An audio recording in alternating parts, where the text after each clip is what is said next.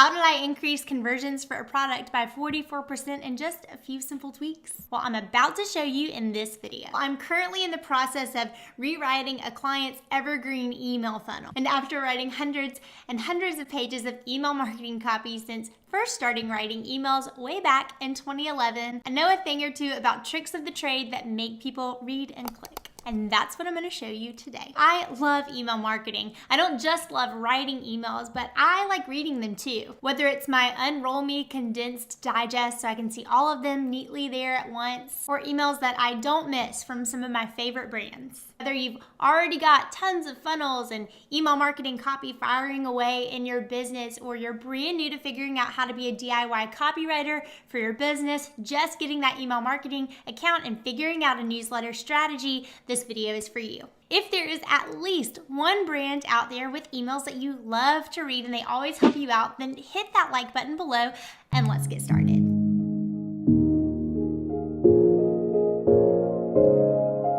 First things first, I'm going to dive into a sketch of the project itself to give you a little idea of the conversion increase. It is so fun for me to do client work, but in this situation, I got to be my own client. Now, this wasn't the biggest conversion win increase I've ever had. Instead, I literally wanted to pick one that it took me less than an hour to do and that I did recently within the past 3 months. Yes, I know I do this all the time and it's my job, but my hope is by showing you this that you start to see how simple it could be to do something similar to this in your own business if you become a better DIY copywriter for your creative small business. If we haven't met, my name is Ashlyn Carter and I'm a conversion copywriter for people just like you, and you will want to be sure that you hit that subscribe button below.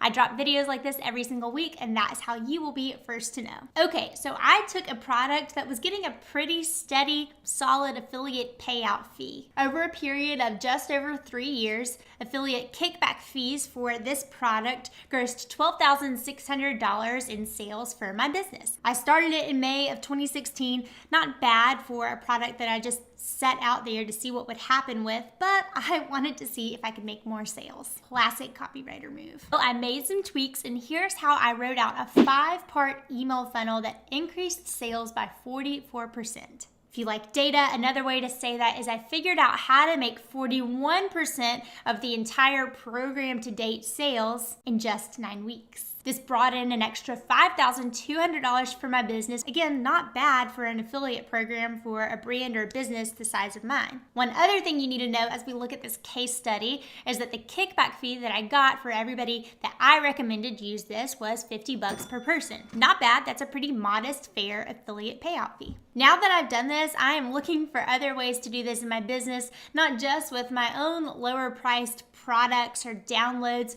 but also with affiliate programs that I feel really passionately about. I have a golden rule for anything I promote in my business with an affiliate link. You probably have something similar to it. If I talk about somebody else's product, buddy, it's because I use it. I tend to hype up things that I love and use, so I probably talk about it so much that my husband even knows that I use it, even if it's something in my business. The product here is a client relationship management tool called Honeybook. It is the tool that we use to service every single copywriting client that comes into my business. I used it for calligraphy clients when I still had that side of my business for the first 2 years. So whether it's a day rate or a 5-figure launch copywriting project I'm working on that takes 83 hours of my time, I'm going to channel and put them through Honeybook. It is so easy for me to affiliate for it. Okay, you've got all the information, let's dig into it. To take you behind the scenes of the tool that I used to make this happen, you'll see that I used a tool called Infusionsoft. Now, I love a program called ConvertKit for email marketing and funnels, especially as you're getting started in your business and with email marketing. I still recommend to my students and my audience that you use ConvertKit to get up to about 20,000 subscribers. That's the point that I got to before I realized that I didn't want to be the only one in my business doing the email marketing, and I was ready to bring on a contractor, Danielle, to help me set up these funnels and take that off my plate. So it made more sense for me to move over to Infusionsoft, but I still recommend ConvertKit all the time. There are so many entrepreneurs out there that have lists far beyond 20,000 that work in the platform. But again, if you're just getting started doing the copywriting for your business and with email marketing, I totally recommend ConvertKit. I started with with about 100 people on the program. I used a system called MailChimp before that, found ConvertKit to be a much better fit for figuring out these little micro funnels, and I stuck with it ever since. So let's hop over to the computer and look at these funnels. So this is a pretty good evergreen funnel. It's scheduled to send off when someone comes into the top of the funnel here.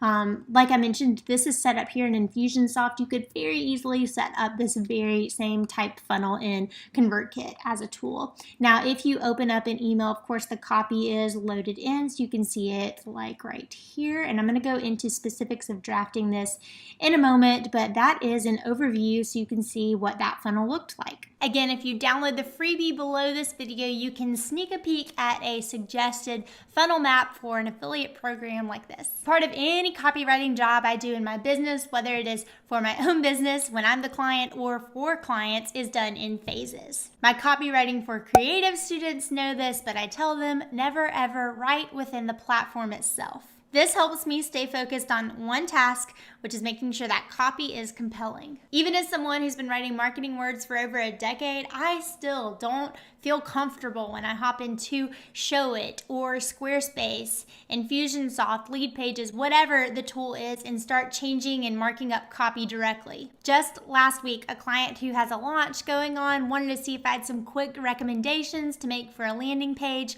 and I couldn't even hop into that landing page to make edits because of all the elements going on. It's just much easier to come back to a plain document and start fresh. That's something I learned in my first agency marketing job. Yes, it's how we had to submit copy to the client, but it made me way more efficient. So if you're just getting started as a beginner doing the DIY copywriting for your business, remember my voice the next time you have to write copy for your business's website or email marketing, and consider just pulling open a Google Doc so you can focus. Okay, let's keep going. The next thing I did was write the copy. Now, I've got this down to a science. I'm constantly researching my audience and listening to how they say things. I'm taking that and combining it with the message that I want to say. So again, writing these 5 emails didn't take me that long. It took me about 45 minutes. But it's because everything I tell you to do, like organizing your research ahead of time, I do myself. So when it comes to writing the copy and just looking at things like all of that data that I already have pulled, it's a pretty dialed in system. Another thing here to consider is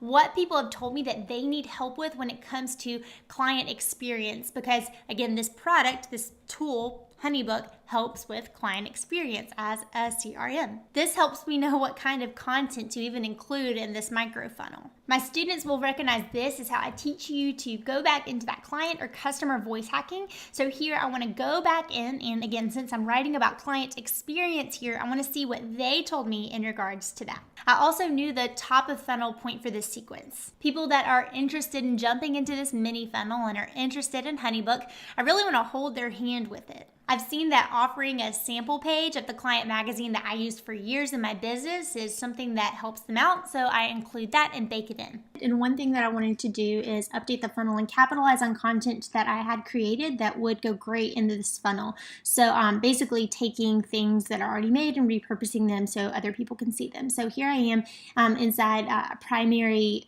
content marketing tool that I use in my business, YouTube. And what I'm going to do is come over here and look at some videos that are, this is the last 90 days, performing well. And this one about getting started with HoneyBook, since this is a client experience content funnel that also is related to HoneyBook, I need to make sure that I include that one. Let's see. Don't think this one really correlates with the product or the content. Come on down. I do. I think in this video, yes, I do talk about client experience. So this will be another one to include, but I hope that you can see that. So you want to capitalize on some of the content that you're already sitting on and make sure that you are enhancing their experience as well. The final part of this was editing and loading it in. Now, obviously, here I'll say that this is definitely something that I wish I did back when I started this affiliate program in 2016. Even after I had it going for a year, 2 years, I clearly left so much money on the table by just doing this the other month for the very first time. So if you are a creative entrepreneur and you have a mini product or a program that you live and die by and you affiliate for, consider creating some sort of micro sequence. I'm talking 3, 5, 7 emails. I would consider going ahead and doing it in my business. As I've seen the success of this, I'm gonna go ahead and try it with other things in my business and see what happens. Is there something in your business that you wish wished you started from day one? I'm curious. Let me know below and comment if there is. This is something that I wish I'd done earlier. At this point, I would send this copy along to Sarah in my business who reads everything and copy edits me. You need to have an editing process in place for these mini or micro funnels that you're installing if you want to do something like this. Now, she also has my brand messaging style guide on lock and pretty much memorized at this point, so we can make sure that we are staying by the brand standards, voice and tone and positioning for my business in all of our bits of copy that go out. When you have a brand messaging style guide ready, which this is something that we do with my students inside Copywriting for Creatives, we teach you how to build this out for your own business. Whether you're writing this or someone else is writing this, you have a gut check guide on hand to make sure that everything is appropriately done. It becomes a plug and play to make sure that you're using copy that is both on brand and on voice for your business. Now, if you have a copy bank, which is another system that I teach inside Copywriting for Creatives, this is where you're going to want to pull that out. Swap in or sub out any phrases that you're just dying to use and clean things up with solid editing. Pro tip, if you are a copywriter, I may suggest seeing if you can pay someone to do this for you. I learned this from experience. I had always had my own brand messaging style guide that I did for my business, but the more my team grew, about 3.5 years in my business, and the more people that I had writing in my brand voice, I realized I wanted to pull back a bit and let another expert come in and look at things and tell me how things were landing. It's like I couldn't see the back of my hair, so my friend Justin jumped in and helped me craft that. But if you're a creative entrepreneur, you can absolutely create your own brand messaging style guide. And there it is. So now you can see the whole funnel loaded in. Again, right now we're looking at a $5,200 sales increase in just 9 weeks for an affiliate program that I don't put any ad spend behind. The link is just dropped out in different blogs and YouTube videos. I always recommend that you have a really good handle on your own brand message and your copy and your positioning before you pay someone and you hire it out. One-on-one copywriting from someone who knows what they're doing is not cheap. Doing it yourself can also give you a gauge on how hard it is, so you understand the process and what you might need and how to better explain to someone when you're ready to outsource the copywriting and bring in someone for the big projects. A few other things to consider. Remember that most conversion copywriting projects are going to be more research focused. I know 45 minutes is kind of fast. This is my job. That's what I do every day. But you'll get faster too. You'll get more organized over time. And you'll understand better how to be a jam up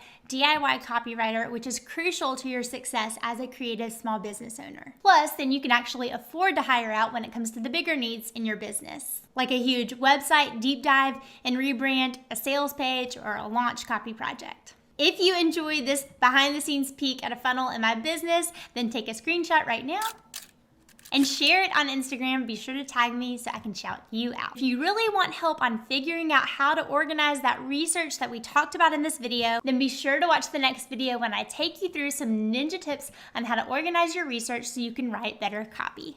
As always, I'm so very grateful that you're here. Shout out to Deb, who made me smile recently with her comment. And don't forget to hit that like button below. It helps me out so much.